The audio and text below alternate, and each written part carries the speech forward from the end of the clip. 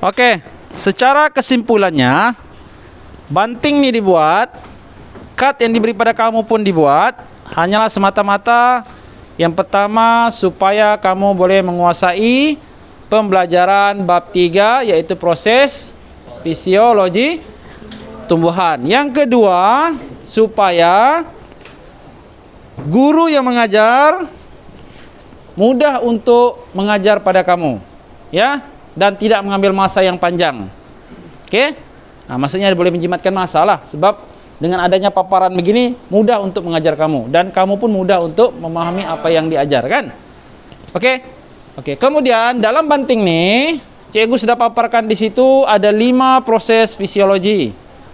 Fotosintesis, proses penyerapan, respirasi, transpirasi, dan juga translokasi. Dan kemudian banting nih bukan saja dibikin begini ya. Sebenarnya banting ini ada dia punya simbol-simbol tertentu yang boleh memberikan kefahaman pada kamu. Bila kamu nampak simbol tuh kamu terus ingat. Ya, contohnya kalau proses penyerapan simbolnya adalah vacuum. Kamu nampak ya vacuum, kamu terus tahu proses penyerapan. Kemudian kamu pun ingat apakah faktor-faktor penyerapan air, ya, daripada akar ke bahagian tumbuhan lain, faktornya. Oke, yang kedua, kalau kamu nampak daun dan juga nampak satu piring makanan, itu merujuk kepada proses fotosintesis. Dan dalam proses fotosintesis itu ada faktor luaran, ada faktor dalaman, kemudian ada proses persamaan di situ. Ya.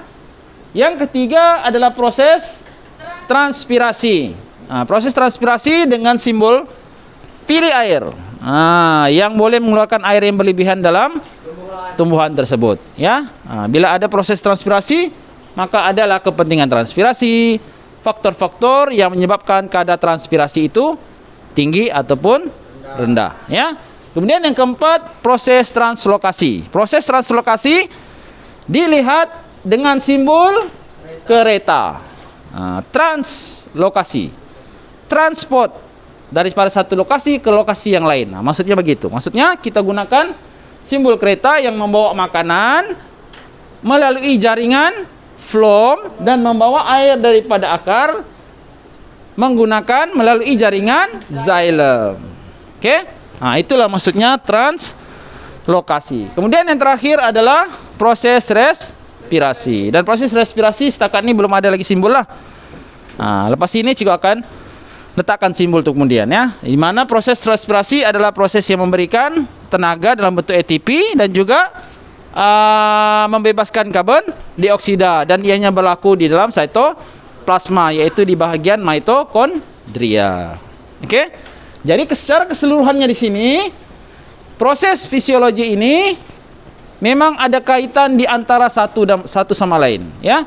Kaitan fotosintesis dengan respirasi, fotosintesis dengan translokasi, proses fotosintesis dengan transpirasi, dan proses fotosintesis dengan penyerapan air.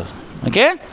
Nah, jadi dengan ada bantingnya ini, dan lepas itu kamu sudah belajar di sini, lepas itu cikgu bagi lagi 2 lembaran kerja di situ, yaitu lembaran latihan pengukuhan dan juga satu lagi lembaran kerja pokok ajaib yang kosong. Maka cikgu berharap kamu semua sekurang-kurangnya yang tidak paham, yang tidak tahu sebelum ini, bila cikgu ajar kamu menggunakan banting ini, kamu dapat cut yang itu, maka kamu boleh memahami dan menguasai bab 3, yaitu proses fisiologi tumbuhan. Maksudnya kamu dapat memahami dengan mudah lah, dengan ringkas, dan cikgu pun senang juga mengajar pada kamu. Jimat masa, kan?